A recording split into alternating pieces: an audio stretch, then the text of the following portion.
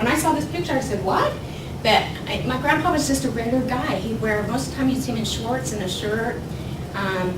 So the tip is that they live well below their means. My grandparents didn't drive luxury cars. And the book indicates that most millionaires drive standard type of cars. They don't drive luxury cars. My grandfather drove a truck that was 20 years old. My brother still has it today, so it's probably close to 30 years old. My grandmother drove, we called it the rocket bomb because it looked like a spaceship. It had the big fins at the end of it, and this is like when that was not cool at all. She'd come up and pick us up at high school and like, okay, Grandma, you know, it's really embarrassing. And I mean, I thought my grandparents were like of modest means. I had no idea because they didn't live that lifestyle. The houses they live in, they're modest, they're median income neighborhoods. They are, the average, according to the book, The Millionaire Next Door, is $320,000. That's what their houses are worth. Warren Buffett, who we saw in the other picture, we have a vendor that calls on us, and he happened to be his newspaper boy growing up in Omaha, Nebraska. And he said that he delivered Warren Buffett's newspaper, and Warren lived in a very modest neighborhood and still lives there today. So I think we can take something from that. When we talk about clothes, their clothes are not designer, tailor-made clothes like you think of them, or like the celebrities when you see them on the red carpets, but instead they're right off the rack. The second tip is that they use their time and their energy and their money efficiently in ways that are conducive to building wealth. They realize that it's more important to have money set aside than it is to spend it. And I think this is probably the hardest thing for me, is to realize, you know what, it's more important to have that nest egg than it is to get that pair of shoes or the cup of coffee or whatever my weakness is. The third tip is that financial independence is more important than displaying high social status. Most millionaires are very generous. They give a lot to charities and to organizations that mean things to them personally. They are, the book states, frugal, frugal, frugal. Now there's a difference between frugal and being cheap. Okay? Frugal just means that they keep a sharp eye on what they're doing with their money. So I'm going to throw this out at you guys. You all are in the prime of your life, okay? You have the opportunity right now to weigh your finances out and decide what you want to do.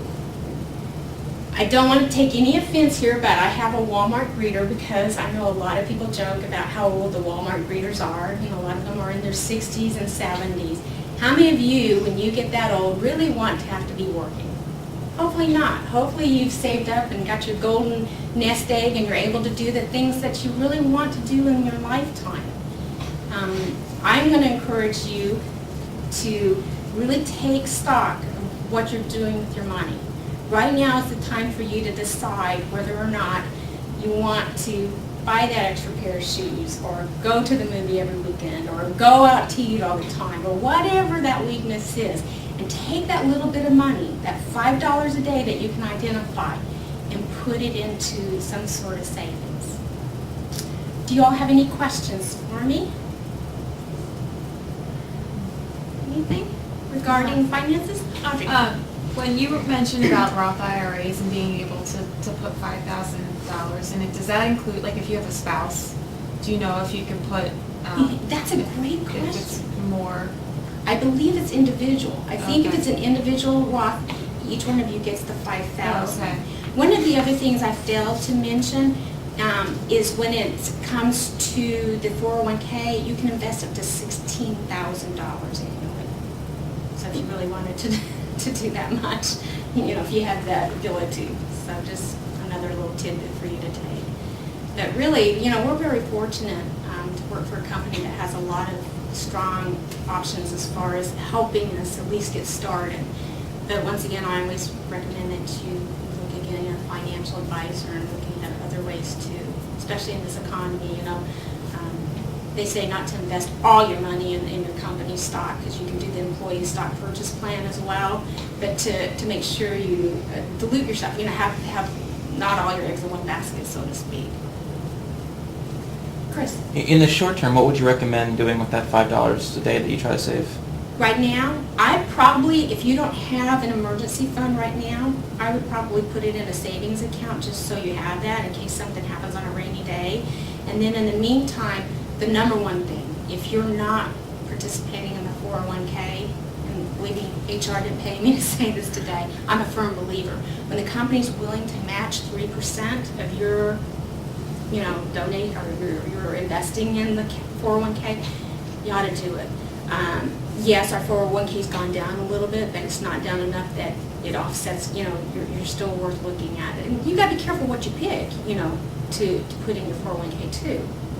But you can shift it around, and they give you trends of what's happening with the different funds. So it's, you all are really at that prime of your life that I hope that everybody's is thinking about that.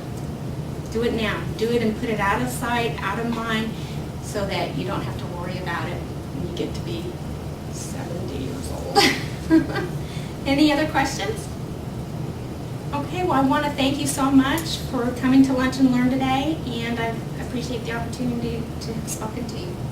Thank you.